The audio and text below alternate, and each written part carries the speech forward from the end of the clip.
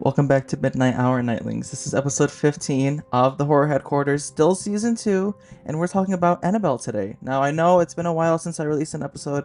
Apologize for that. I'll discuss more about that at the end of the episode, but I'm going to discuss the elephant in the room. Annabelle's lost. Annabelle was on tour. She was being presented at conventions for people that love this kind of stuff to go and see. I mean, who would want to go see a demonic doll? I mean, maybe the thought crossed my mind, but then I thought, do I really want to get negative energy? Do I want to get possessed?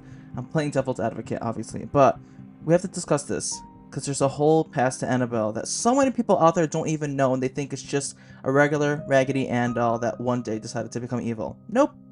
Annabelle's story is not a simple one, but it's definitely a very bumpy and horrific one that's probably going to leave you guys wanting more. So listen up, grab some popcorn, grab a snack. Here is the origins and story of Annabelle. In 1970, a woman walked into a hobby store and purchased a Raggedy Ann doll for her daughter, Donna, who was a nursing student at the time. Now, this doll was mass-produced and it was sold widely in the US during that time, and there's also no evidence that the doll was secondhand or even came from anywhere sinister, but it wasn't until Donna brought it to her apartment when she was gifted it by her mother, and she shared it with her roommate Angie, and that's when strange events started to occur. Within days or weeks, the woman noticed that it was changing position, that it was sitting differently, the arms were crossed, the legs were moved, and then there was even one situation where the doll was being moved from room to room without anyone touching it. There was also allegedly one situation where the doll was kneeling in the middle of the hallway, which dolls, as we know, are not supposed to do that. Donna eventually ended up finding small slips of parchment paper with childlike handwriting saying things like "help us," "help Lou," and they did not own parchment paper. Let me just put that in there. No, they did not have parchment paper, and Lou was a close friend of theirs, and they never liked the doll and felt it was evil. There was even one incident where one night he woke up feeling paralyzed and he saw the doll hovering over him trying to strangle him. Donna and Angie finally contacted a psychic medium, and the medium told them that the doll was possessed by the spirit of a 7-year-old girl named Annabelle Higgins who died nearby their apartment. And she said that the spirit felt safe with the woman and wanted to stay. And this is when Donna gave the spirit permission to remain in the doll, and things took a drastic turn. This gave the doll so much more power because you're allowing a spirit to take over in a realm that doesn't belong to them. The attacks started to get a lot more violent, with Lou even seeing scratches on his back, so Lou and Angie contacted a priest who contacted 2 paranormal investigators. Enter Ed and Lorraine Warren.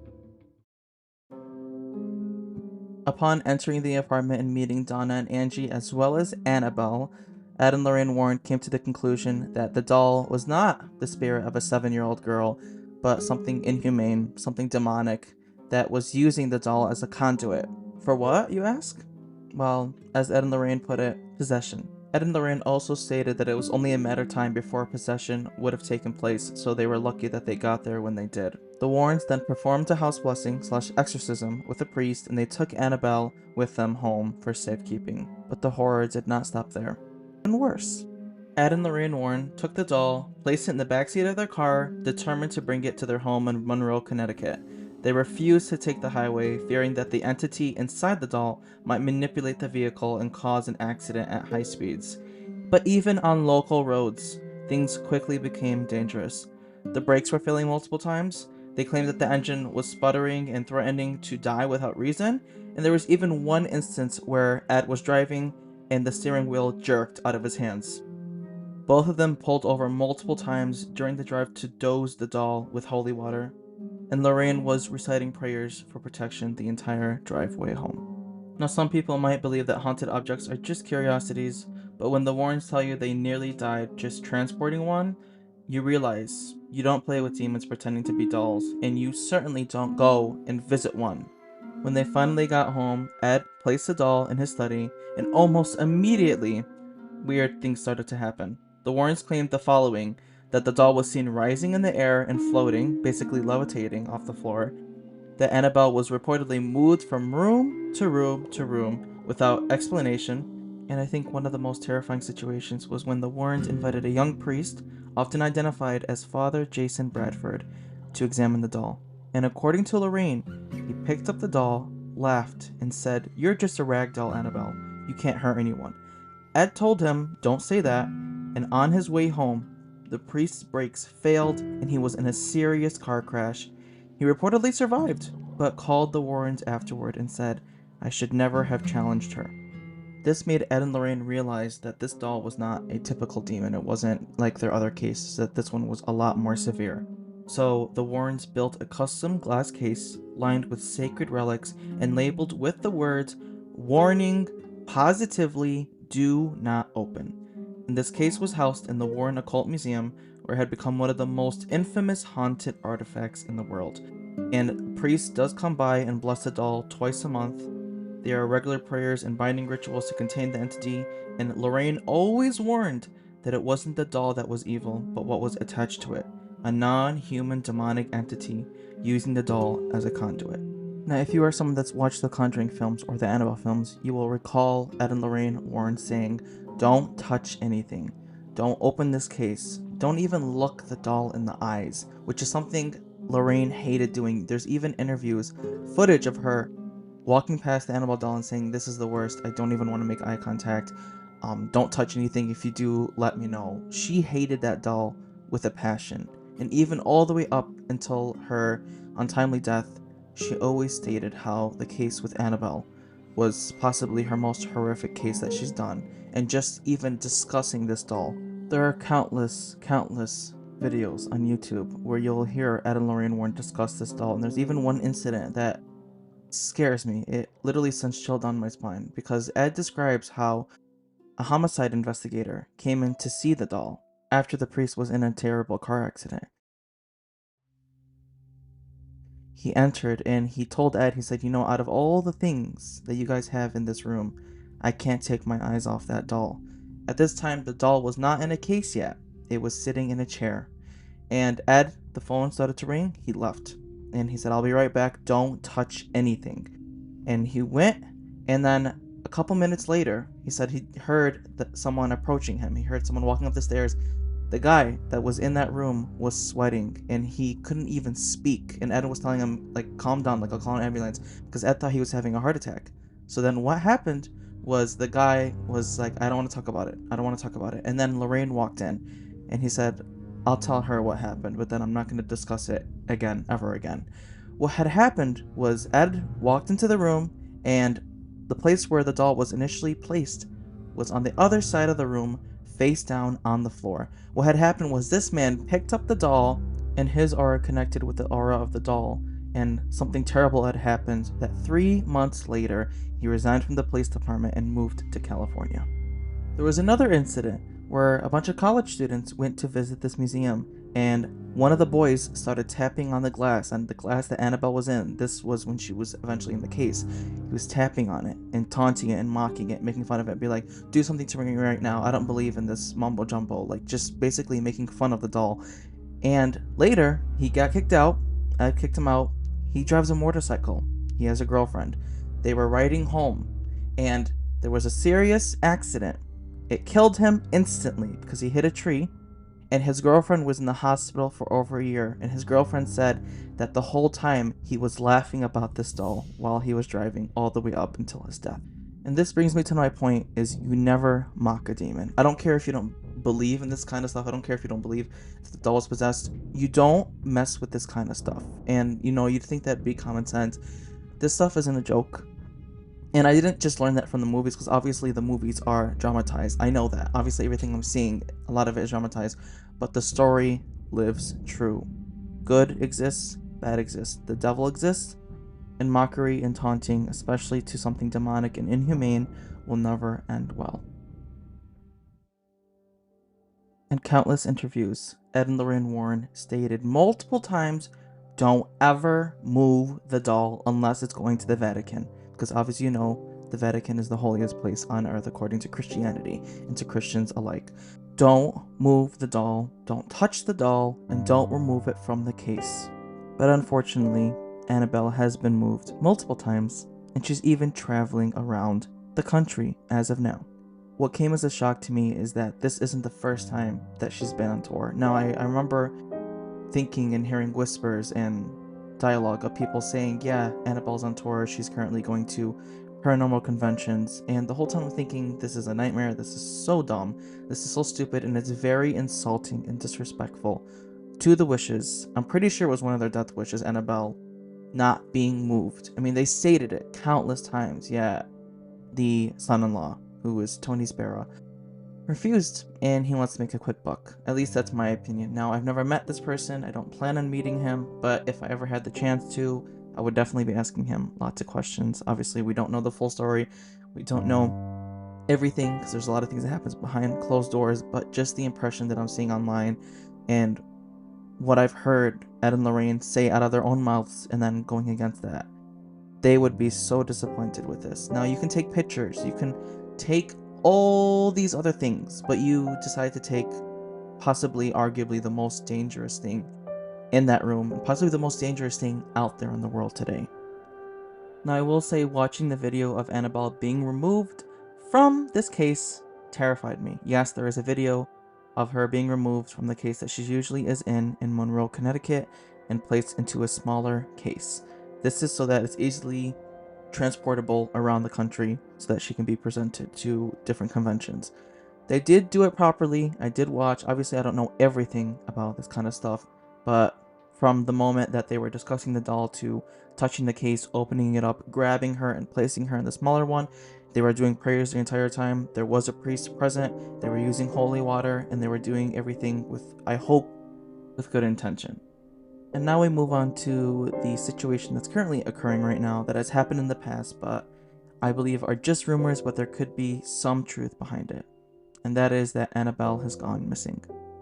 Now, I believe it was back in 2020, as well as 2022, when we heard the same rumors. We heard that Annabelle was touring and she went missing, she's lost, and a lot of people took to social media to express their discontent with this, to express their disappointment, as well as many people, many paranormal investigators, priests, saying that this doll shouldn't even been touring in the beginning, which is something I'm always going to say. This doll should not even be able to be seen, let alone removed from her case in Connecticut. Now, there was this huge media firestorm that's still going on right now, that people are claiming that Annabelle is missing. Like I said, people are going absolutely insane all over TikTok, Instagram, Snapchat. People are wondering if it's actually true, if it's just based solely on a rumor.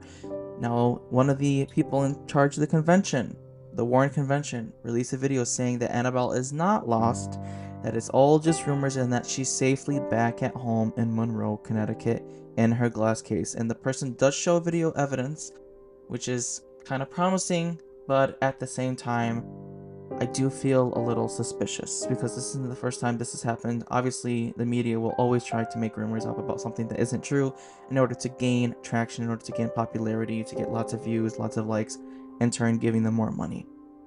But at the same time, there's something very unsettling about this, because from what I've heard from multiple sources, which I will not disclose, Annabelle is due to appear at the Seekers of the Supernatural Hurricane all the way in Gettysburg, Pennsylvania on July 11th to the 13th. Now, I'm not saying this for you guys to purchase tickets. I don't think anyone should go see this doll unless they're extremely blessed, unless they're taking holy water with them, unless they're placing an aura around their body. But I highly recommend not going.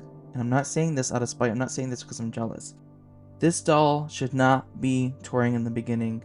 It's causing a lot of mayhem, and then, of course, what we see on the news when she was in Louisiana is that a plantation from 1850s was burned down. And then, on top of that, a bunch of inmates from a nearby prison escaped. This is the moment that I found out that Annabelle was even touring in the beginning. That I'm like, why are all these things burning down? Like, why are the inmates escaping? And then someone's like, oh my god, Annabelle's in Louisiana right now. I'm like, there's no way. There's no way. And then I find the video of them removing Annabelle from the case, sending chills down my spine. I could not speak for maybe 5-10 minutes because I was so upset with what I was seeing.